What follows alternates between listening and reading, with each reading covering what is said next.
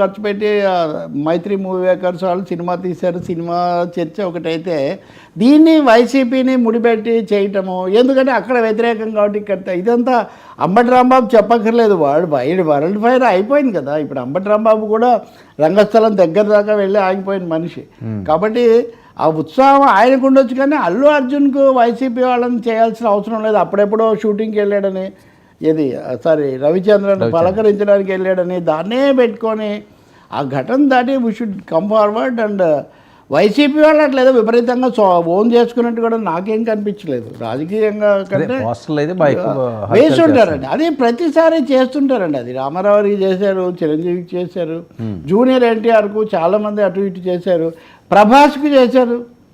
ప్రభాస్ విషయం మీరు చూసారు, మొన్న ఎన్నికలప్పుడు కూడా ప్రభాస్ను డిఫరెంట్ పార్టీస్ క్లెయిమ్ చేయడానికి ప్రయత్నించడం, చివరికి ఏమైంది?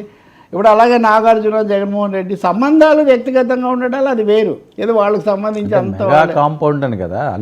మిగతా వాళ్ళు చేసే వేరు, ఇది మెగా సార్. కాంపౌండ్ దాటొద్దాం సార్. సినిమా విడుదల కాకముందు నుంచి మీరు ఆ టాపిక్ ఎన్ని రోజులు సార్? సినిమా వచ్చింది, హిట్ ది థియేటర్స్, ఇప్పుడు కలెక్షన్స్ ఆర్ కౌంటెడ్. ఇంకా మనము సార్ ఆయన మెగా కాంపౌండే, చిరంజీవి ఆయనతో ఎప్పటికీ ఉంటాడు.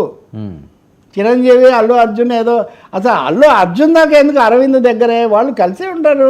లేకపోతే నిన్న నాగబాబు ఏదో ఒక ట్వీట్ పెట్టాల్సిన అవసరం ఉంది.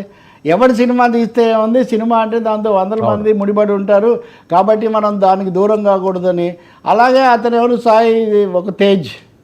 సాయి ధరమ్ తేజ్ కదా, మెగా కాంపౌండ్లో నుంచి ఒక అభినందన ఎందుకు వస్తుంది? నేను మీకు ఫస్ట్ డే చెప్పాను సార్, వాళ్ళు కలిసే ఉంటారు సార్, మీరు లేదా మామూలు ఫ్యాన్స్ యాంటీ ఫ్యాన్స్ బుర్రలు బాగా కొట్టుకోవడం అనవసరం అని. అది 2-3 రోజుల్లో మీకు రుజువు అవుతుంది. నిన్న ఒక మంచి దృశ్యం కూడా, ఇంకో మాట కూడా చెప్తున్నా. ఇప్పుడు ఆయన వస్తాడు అన్నారు, రాలేదు, నా మీద అనవసరంగా చెప్పారు, నేను వస్తానని ఎప్పుడు చెప్పలేదని ఆయన ఖండించలేదే. నేను ఒక విషయం చిరంజీవి గురించి తప్పకుండా చెప్పగలుగుతాను. ఆయన తన గురించి రాంగ్ మెసేజ్ ప్రజల్లోకి వెళ్తే దాన్ని తప్పకుండా క్లియర్ చేస్తాడు ఏదో ఒక భాషలో, ఒక సున్నితమైన తన శైలిలో. అంటే పవన్ కళ్యాణ్ లాగా తగద పడకపోవచ్చు కానీ, అంటే దూకుడు ఉండకపోవచ్చు కానీ, చిరంజీవి ఇంతవరకు నిశ్శబ్దం పాటిస్తున్నాడు అంటేనే ఆయన నిశ్శబ్దమైన ఆశీర్వాదం, మౌనం అర్ధాంగీకారం అన్నట్టుగా మౌన ఆశీర్వాదం ఆయన ఇస్తున్నాడు ఇక్కడ. అందులో ఇంకా వేరే రెండో అభిప్రాయం ఏమీ లేదు. ఇవ్వకపోవడానికి ఆయనకు పెద్ద కారణం కూడా ఏం లేదు.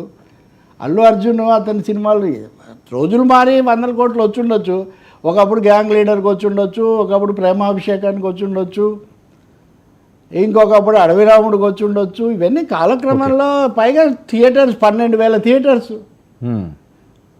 థియేటర్ కొంచెం వేసుకుంటే కూడా అన్ని డబ్బులు వస్తాయి కదా మీకు. ఇదంతా కాలక్రమం సాంకేతికంగా వచ్చిన మార్పులు ఇవన్నీ ఉన్నాయి. అందుకని నేను అనుకుంటాను మెగా ఫైట్ ఏం లేదు ఇక్కడ.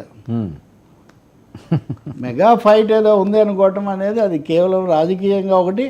ఇది వైసీపీ వాళ్ళకి కూడా ఆసక్తి ఉండొచ్చు, ఎందుకంటే they are opposite to Pawan Kalyan కాబట్టి ఈ కోణం చాలా పెంచుతుండొచ్చు.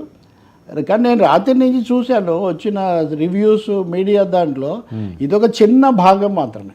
ఓకే, నిజంగా మీరు అన్నట్టు ఆ విషాదకరమైన విషయం ఒకటి పక్కన పెడితే, నిన్న ఒక మంచి విజువల్ కూడా చాలామంది ఎంజాయ్ చేశారు ఇందులో. సంధ్యా థియేటర్లోనే నిన్న అల్లు అర్జున్ గారు థియేటర్కి వెళ్ళారు కదా, అక్కడ ఆయనతో పాటుగా శిల్పా రవీంద్ర కూడా వెళ్ళారు. ఓకే, అదే థియేటర్ ఫ్రెండ్ అని కదా ఇప్పుడు ఆయన చెప్పింది, అంతే కదా.